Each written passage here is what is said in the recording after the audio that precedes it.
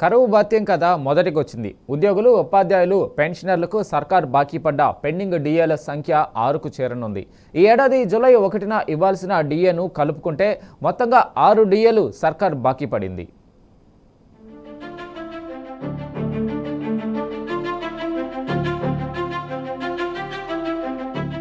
రాష్ట్ర ప్రభుత్వం విధిగా ప్రతి 6 నెలలకోసారి డిఏ ఇవ్వాలి.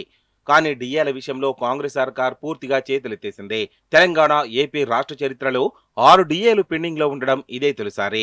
పైగా ఇన్ని డిఏలు దేశంలోని ఏ రాష్ట్రంలోనూ పెండింగ్ లో లేవు.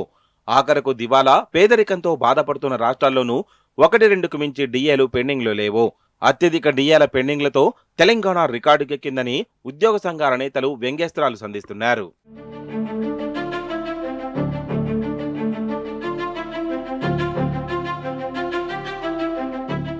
జూలై 1న ఇవ్వాల్సిన డిఏకు ఒకరోజు మాత్రమే గడువు ఉంది. డిఏ ఇవ్వాలంటే కేబినెట్ ఆమోదం తెలపాలి. ఆ తర్వాత సర్కార్ జీవో జారీ చేయాలి. ఇప్పట్లో ఇవేవి జరిగే పరిస్థితి కనిపించడం లేదు.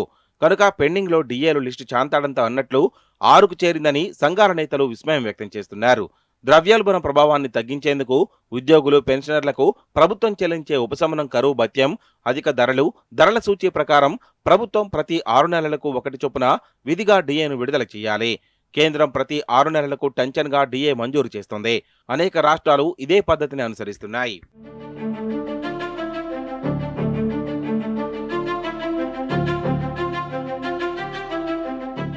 కాంగ్రెస్ అధికారంలోకి వచ్చాక 3 డిఏలు మాత్రమే ఇచ్చింది. 6 డిఏలు పెండింగ్ లో పెట్టింది.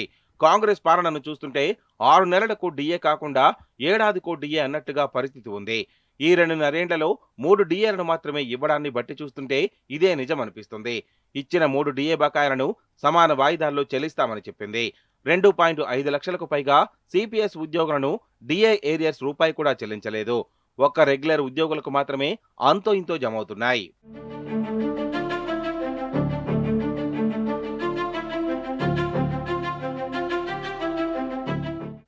రాష్ట్ర ప్రభుత్వం బాకీ పడ్డ 6 పెండింగ్ డిఏల మొత్తం 15% ఉంటుందని ఉద్యోగ సంఘాల నేతలంటున్నారు.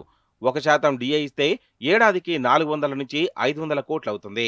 15% డిఏ బకాయిలు కలిపితే మొత్తం 10,000 కోట్లు దాటుతాయని అంటున్నారు. ప్రతి నెల జీతం ఇస్తున్నామన్న నెపంతో సర్కార్ డిఏలు, పెండింగ్ బిల్లులు, పీఆర్సీ వంటి వాటి నుంచి తప్పించుకో చూస్తుందని మండిపడుతున్నారు. కీలక డిమాండ్లు ముందు పెట్టిన ప్రతిసారి 1వ తేదీ జీతమంశాన్ని తెరపైకి తెచ్చి ఆత్మరక్షణలో పడేస్తోందని వాపోతున్నారు. ఉద్యోగులు ఇంతగా నష్టపోతున్నా ఉద్యోగ సంఘాల నేతలు సైతం కిమ్మనడం లేదని పలువురు ఫైర్ అవుతున్నారు.